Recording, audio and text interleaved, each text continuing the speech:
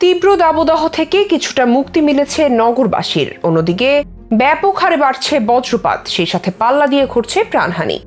অথচ কিছুটা সচেতনতাই পারে আমাদেরকে বজ্রপাত থেকে রক্ষা করতে। তবে ঠিক কী কারণে হয় এই বজ্রপাত আমাদের দেশই বা কেন এতটা বজ্রপাত প্রবণ অঞ্চল?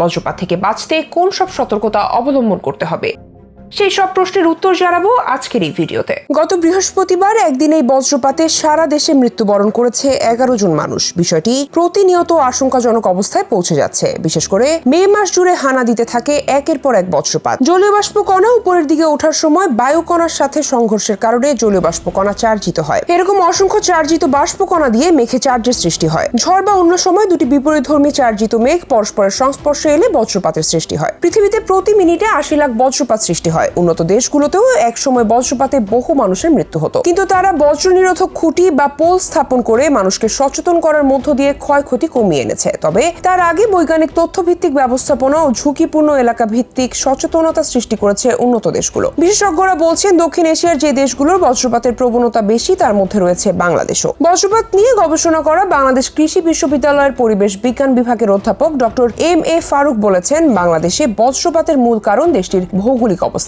বাংলাদেশের একদিকে বঙ্গোপসাগর, এরপরই ভারত মহাসাগর, সেখান থেকে গরম আর আর্দ্র বাতাস আসছে। আবার উত্তরে রয়েছে পাহাড়ি এলাকা, কিছু দূরেই হিমালয় রয়েছে যেখান থেকে ঠান্ডা বাতাস ঢুকছে। এই দুটো বাতাসের সংমিশ্রণে বজ্রপাতের জন্য অনুকূল পরিবেশ সৃষ্টি করছে। বজ্রপাত থেকে বাঁচার সতর্কতা হিসেবে আবহাওয়াবিদ মনোয়ার হোসেন বলেন, বিদ্যুৎ চমকাতে দেখার 30 সেকেন্ডের মধ্যে যদি বজ্রপাতের শব্দ শুনতে পান তাহলে বুঝবেন সেটা আপনার দিকে আসছে বা সেটার দ্বারা আপনি ক্ষতিগ্রস্ত হতে পারেন। আর যদি দেখেন বিদ্যুৎ চমকানোর 30 সেকেন্ড পর শব্দটা পেয়েছেন তাহলে বুঝবেন সেটা আপনার থেকে দূরে সরে যাচ্ছে। সে সময় যদি নিরাপদ আশ্রয়ে না থাকেন তাহলে এক আঙ্গুলের উপর ভর দিয়ে বসে পড়তে হবে এবং সেটা দ্বারা অনেক ক্ষয়ক্ষতি কমতে পারে। মানুষকে এটা বেশি বেশি করে জানাতে হবে। এছাড়া সতর্কতা হিসেবে আরো বেশ কিছু পদক্ষেপ অনুসরণ করা যেতে পারে। বজ্রঝড় যতক্ষণ স্থায়ী হয় এই সময়টুকু ঘরে অবস্থান করুন। অতি জরুরি প্রয়োজনে ঘরের বাইরে যেতে হলে রাবারের জুতা পরে বাইরে যাবেন। এটি বজ্রঝড় বা বজ্রপাত থেকে সুরক্ষা দেবে। বজ্রপাতের সময় ধান ক্ষেত বা খোলা মাঠে যদি থাকেন তাহলে পায়ের আঙ্গুলের উপর ভর দিয়ে এবং কানে আঙ্গুল দিয়ে নিচু হয়ে বসে পড়তে হবে। বজ্রপাতের আশঙ্কা দেখা দিলে যত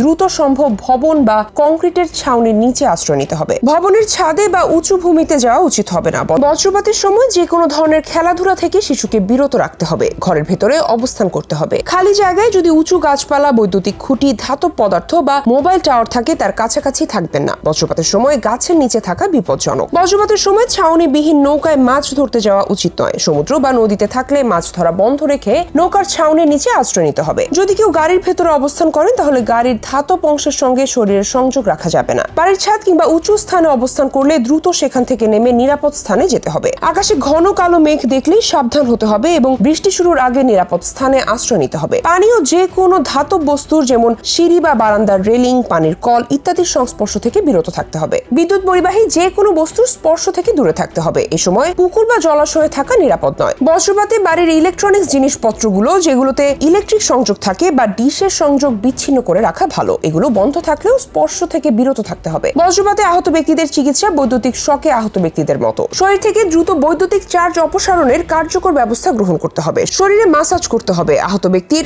অস্বাভাবিক আচরণে বিচলিত না হয়ে দ্রুত চিকিৎসা কেন্দ্রে নেওয়ার ব্যবস্থা করতে হবে। সেই সাথে বেশি বেশি তাল গাছ লাগানো সহ বনাঞ্চলের পরিমাণ বৃদ্ধি করতে হবে। সর্বোপরি জনসচেতনতাই পারে বজ্রপাত থেকে প্রাণহানি অনেকটাই কমিয়ে আনতে।